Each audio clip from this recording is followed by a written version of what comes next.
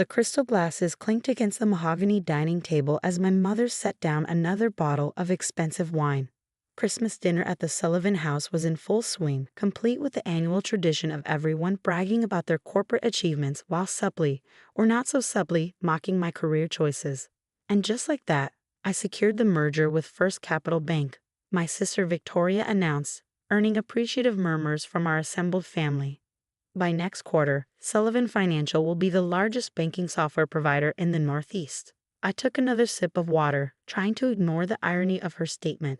If only they knew who really controlled the banking software industry. Olivia, my Aunt Margaret's sharp voice cut through my thoughts. Still doing that little website thing. All eyes turned to me, and I could feel the judgment radiating from each carefully maintained expression.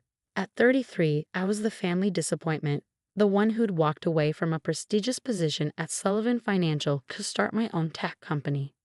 Yes, I replied simply, but before I could elaborate, Victoria let out a dramatic sigh. Still playing with your little website, she said, her voice dripping with condescension. You know, we're always hiring junior developers at Sullivan Financial. I could put in a good word. She's just not cut out for corporate success, my mother added, refilling Victoria's glass while pointedly ignoring mine. Not everyone can be a natural leader like your sister. I felt my jaw tighten but kept my expression neutral.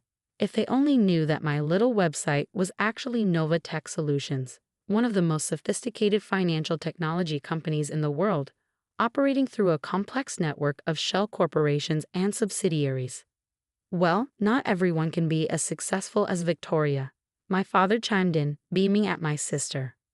She's about to revolutionize the entire banking industry with our new security platform.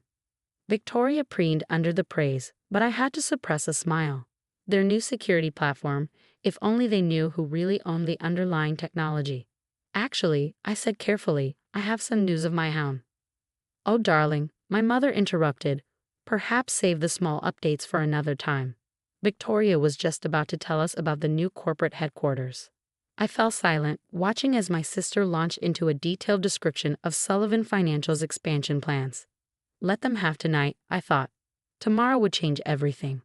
Later that evening, as I drove back to my modest apartment, the one my family assumed was all I could afford, my phone buzzed with an urgent message from Marcus, my chief technology officer.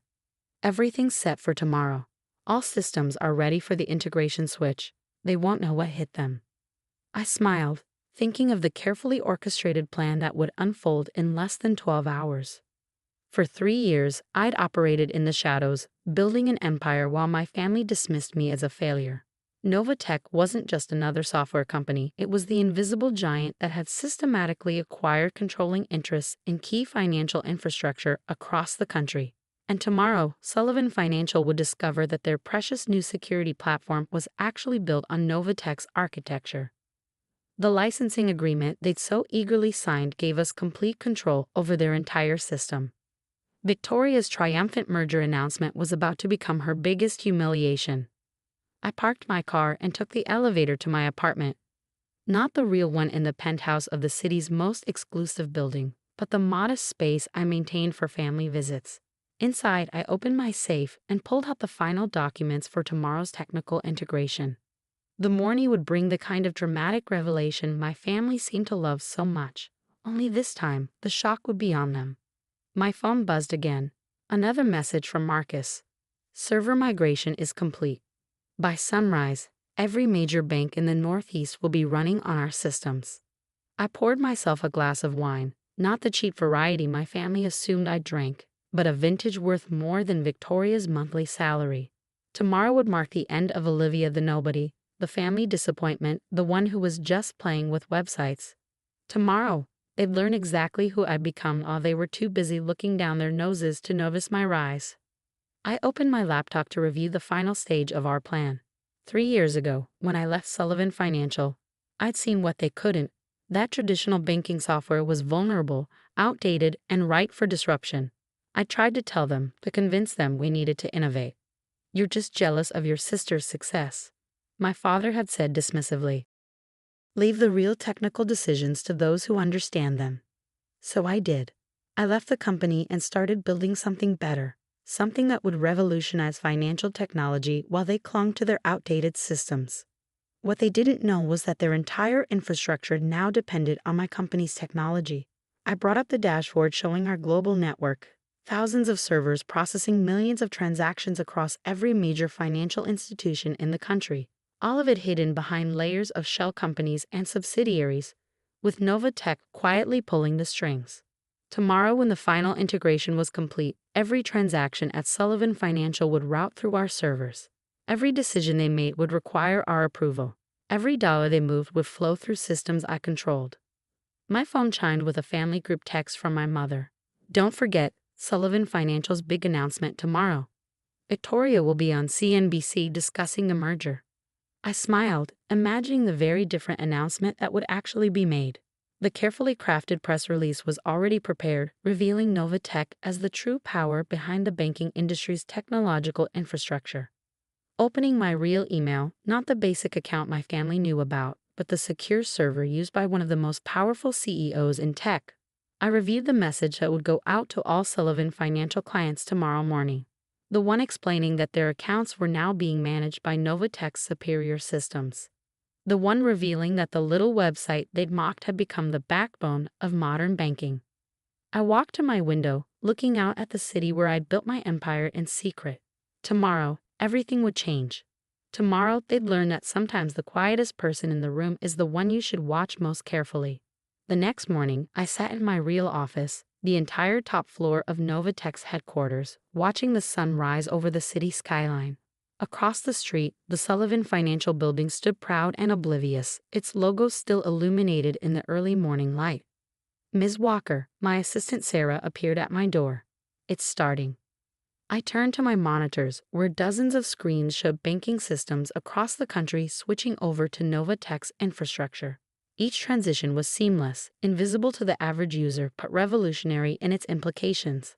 Your sister just arrived at Sullivan Financial, Marcus reported, joining us with his tablet. She's about to go live on CNBC to announce the merger. I smiled, adjusting my Armani suit, a far cry from the intentionally modest clothes I wore around my family. Has she tried to access any accounts yet? Not yet. But the board members are starting to arrive for the morning meeting. Several have already attempted to log in.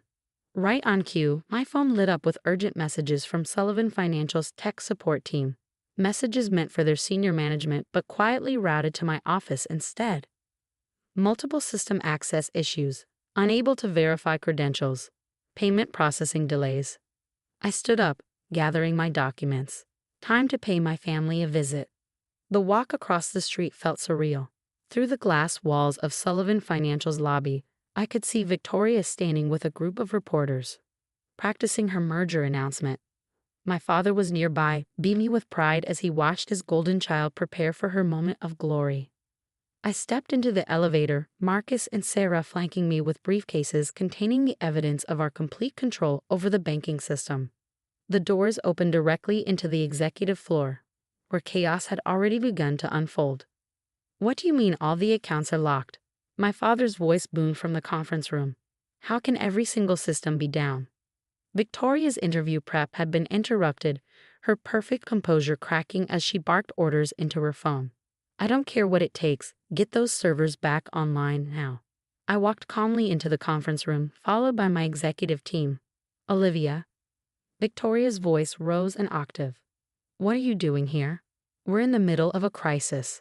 I know, I replied, setting my briefcase on the polished conference table. That's why I'm here. This is ridiculous, my father snapped. We don't have time for whatever small problem you're having with your website. Our entire system is down. No, I corrected him, nodding to Marcus, who began distributing folders to the stunned board members. Your system is working perfectly. It's just under new management. Victoria's perfectly manicured hand trembled as she opened the folder. What is this? The complete documentation showing Novatech's ownership of your core banking infrastructure, I explained, or more specifically, my ownership. The silence that followed was deafening.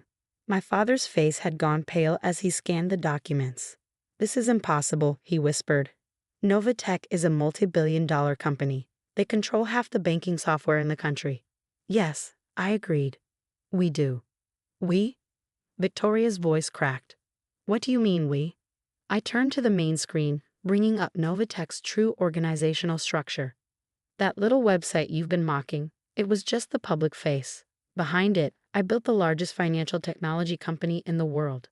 My mother, who had arrived just in time to witness the revelation, sank into a chair. But you work from that small office downtown. A front, I explained. Novatech operates in 40 countries. We own this building actually. And as of this morning, we control every transaction that flows through Sullivan Financial systems. Why? My father demanded, his voice hoarse. Why go to all this trouble?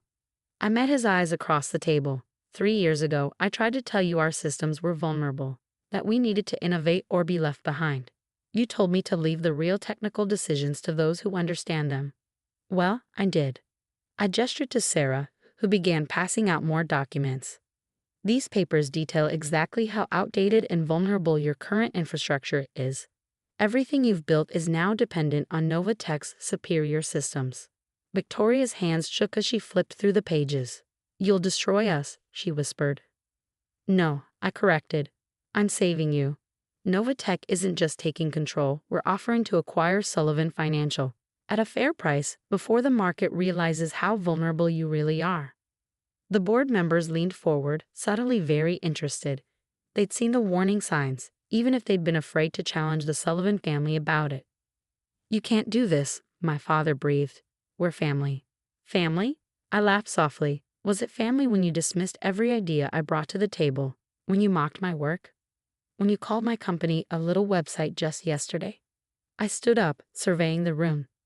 You have 24 hours to accept our offer. After that, we go public with everything we've found.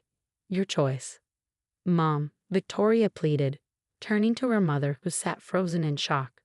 Do something. But there was nothing she could do, nothing any of them could do. Last night at Christmas dinner, I said, my voice carrying to every corner of the suddenly silent room, you laughed at my business. You spent years undermining me, belittling my achievements, assuming my silence meant weakness. I walked to the door, then turned back one final time. I want you to remember this moment. Remember that the daughter you dismissed as a failure now controls every dollar you touch. The next hour passed in a blur of signatures and legal requirements. Victoria was escorted to her office to collect her things, her perfect composure finally cracking as reality set in. My father avoided my eyes as he surrendered his executive credentials. My mother's designer handbag lay forgotten on the conference table. Later that evening, I stood in my office at Novatech, watching the sun set behind the city skyline. Marcus appeared with a glass of champagne, the same expensive brand my family had been drinking last night while mocking my career. Was it worth it? He asked quietly. All these years of hiding your success. I thought about the decades of condescension, the dismissive comments, the patronizing offers of entry-level positions. Then I thought about the empire I built, the thousands of employees who relied on me, the technology we created. It wasn't about revenge, I said finally. It was about proving that success doesn't always look the way they think it should. That you don't have to follow their path to build something meaningful. The following year brought changes no one in my family could have predicted. Sullivan Financial, under Novatech's leadership, transformed into a cutting-edge technology company. Victoria eventually found a mid-level position at another firm, hopefully having learned the value of humility. My parents, their banking dynasty shattered, stopped hosting their achievement-focused holiday dinners. And me? I kept building, growing, expanding, not to prove anything to them anymore, but because I discovered something they never understood. True success isn't about titles or family names or merger announcements. It's about creating something meaningful, something that lasts. These days, when people ask about my path to success, I tell them the truth. Sometimes the best response to those who underestimate you isn't to prove them wrong immediately. It's to build something so magnificent that when they finally realize their mistake, it's already too late to matter.